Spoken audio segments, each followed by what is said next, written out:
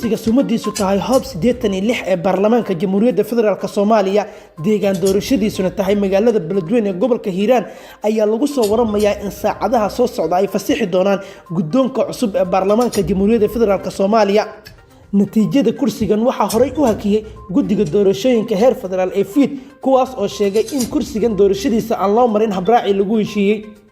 taliyihii hore ee hay'adda nabad sugidda iyo sirdoonka qaranka haddana ah la taliyaha dhanka amniga ee madaxweyne Farmaajo Fahad Yaasiin Xaaji Daahir ayaa ku soo guuleystay kursigan doorasho ka dhacday magaalada Beledweyne ee gobolka Hiiraan. qaar ka mid ah musharaxiinta mucaaradka ee u tartamaya kursiga madaxweynaha Soomaaliya ayaa la aaminsan yahay in guddoonka cusub ee baarlamaanka jamhuuriyadda federaalka Soomaaliya ay kala hadleen sidii loo fasixi lahaa kursiga Fahad Yaasiin Xaaji Daahir.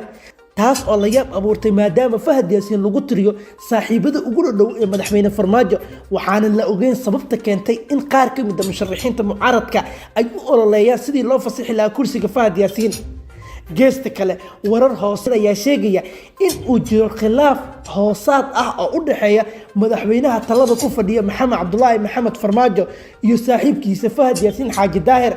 kala shakiga labada mas'uul ayaa timid kadib markii madaxweyne Farmaajo lagu eedeeyay in uu ka gaabiyay in uu ololeeyo sidii loo fasixi lahaa kursiga Fahad Yaasiin Xaaji Daahir.